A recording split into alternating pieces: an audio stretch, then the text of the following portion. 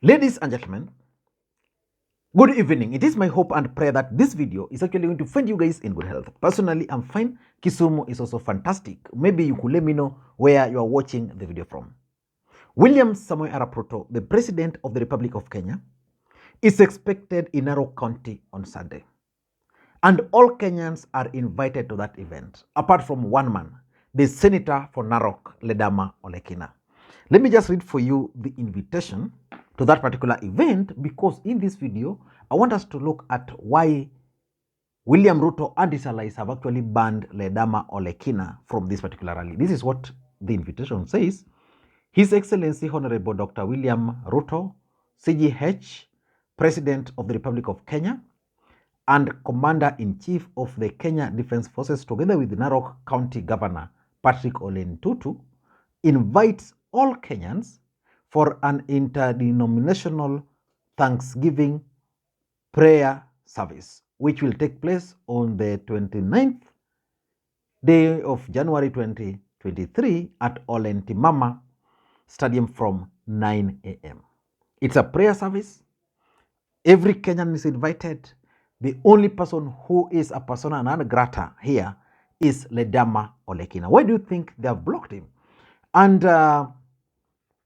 there is a memo which has been issued to all county government officials, county government of Narok, all employees, which is compelling anybody working with the Narok County to actually attend this event. And if you don't attend the prayer service, then you'll be fired. I don't know how they'll deal with the Muslim. The invitation says, invitation to the National Thanksgiving Prayer. The above matter refers, Narok County Government will be hosting His Excellency the President Dr. William Ruto on the 29th January 2023 for National Thanksgiving Prayer at Ole Ntimama Stadium. You are hereby directed by His Excellency Governor that you are required to attend the prayers without fail and be seated in one pavilion by 8 a.m. except for those in charge of sections offering essential services. So which means this event, this prayer event, is for everybody who is working with the county government of Narok. Everybody is invited, but only one man has been barred from attending this particular event. Why do you think William Ruto and his team are banning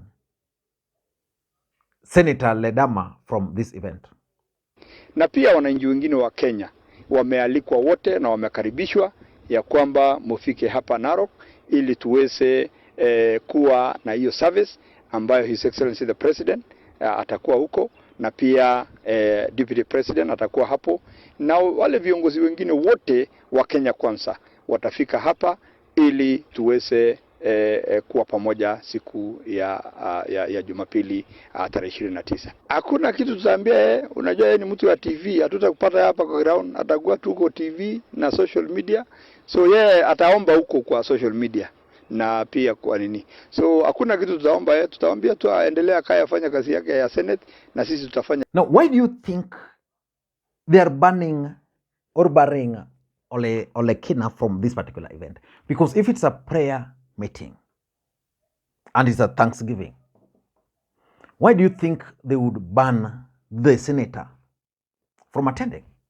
In fact, just yesterday, I was talking to someone and he told me that, Lee, you know, there's one problem with Raila Odinga. Raila Odinga is actually sabotaging the economy of the country. And I asked him how. Then he told me that by organizing these rallies, Raila Odinga is basically trying to sabotage the government. And I asked the guy a simple question. What is the difference? Maybe you could also answer me. What is the difference between the rallies Raila Odinga is organizing and the one William Ruto is organizing? For me, the only difference is that the one William Ruto is organizing, he's hiding behind the church. That is going for a prayer, then it turns into a political rally. But for Raila Odinga, he's open. That on this day, like for example, let's say on Sunday, Ruto will be going for a political rally, but hiding under church. Raila will be going for a political rally, but of course you all know that he will be going for a political rally. So I told the guy, there is no difference. But why would Narok Senator be blocked from this particular rally? Let us go back to 2022. How did Raila versus Ruto perform? In Narok County, Raila Odinga actually won the presidential votes. He had 130,000 votes. Ruto had 114,000 votes. So Raila Odinga defeated Ruto in Narok County. Again, if you look at Narok, the way it's distributed, there is a part which is nowadays predominantly the Kalenjin, like where Johanna Ngeno is the member of parliament, and I think where there are 2 or 3 constituencies which are predominantly Kalenjins, and because of the Kalenjin population, they normally determine who becomes the governor, the senator, and the rest. But despite that, Olekina still managed to win. He won because of the support he got from the Masai. But why would they ban him from attending this rally? This is something which I don't understand. For me, Olekina is being banned from this rally because of 4 reasons only. Number one, the support of the Ma community in Narok. You see, how did Olekina manage to win the Senate seat? Actually, twice. In his first term, the ODM gubernatorial candidate lost. Olekina won. In 2022, when everybody expected him to lose, he ended up winning. And if you look at his votes and those of Raila Odinga, they're almost mirroring, which means he enjoys the support of the Ma community. Because there were Ma community who then, for example, for the governor, they voted for Olen Tutu. But for Raila, for Senator Ledama, they decided they voted for him as a senator. And because William Ruto is keen on locking Raila Odinga out of Narok, there is no way they were going to allow Olekina, who enjoys the support of the Ma, to attend this event. Because if he were to attend, he might be given a chance to speak. And the crowd might actually go wild. Because you understand, like this, where the rally will be held, is mostly Raila Odinga's stronghold. So those are the facts. Number two, Olekina is a known Raila Odinga foot soldier. This event is going to be a UDA event.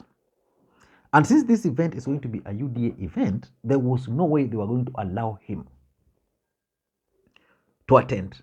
Because being a Raila Odinga foot soldier, and the way he's a Moran, Ledama Olekina is now one of the Morans we know. Principled, strong, fearless. He would probably turn and ask these people to support Raila Odinga. So to avoid those, you only stop him. And by advising him earlier that you are not going to attend this event, it means you are becoming preemptive. So that if he attends and something happens to him, then you are not blamed. Number three, I think this plan to make these prayer rallies, or to turn these prayer rallies into a UDA Kenya Kwanza event. Because if you listened to that clip by Olen Tutu, he's very categorical that the president, the deputy president, and the Kenya Kwanza leaders will be there. Why not other leaders? So basically, these are Kenya Kwanza rallies, but they are being masked under prayers. And that's why they don't want other political parties or politicians with contrary opinions to attend. So because of that, the guy had to be stopped. Number four, in my view, I think is also about Narok politics. If you've been following Narok politics, Olen Tutu and Olekina have been onto each other's neck now for a very long time. And, Senator is supposed to oversight. Ledama is doing that oversight properly. But Olen Tutu is saying that when the former governor was the governor, Ole Tunai, you did nothing. You are quiet. Why now me? And even money we've not been disbursed, so you can't oversight me when you know so well that it's not yet time. And lastly, it's about Mau Forest, which takes us to the question, why do you think Olekina is currently the most loved Maasai from the entire Ma community? It's because of his fight for Mau Forest. At some point, I remember Olekina planting over 2 million seedlings in Narok, against everybody. He's been fighting for the rights of the Maasai. He's been fighting for the Mau forest. And because of that, he's become a darling. Nobody would have wanted a situation where William Ruto goes to Narok and someone invokes the emotive Mau forest. Because of those, I think he's been bad. I don't know what to think. But for me, the Narok senator must stand strong. He must attend that event. If he can't attend, Olekina should then use that opportunity to go to Raila Odinga's rally, which will be held on the same day.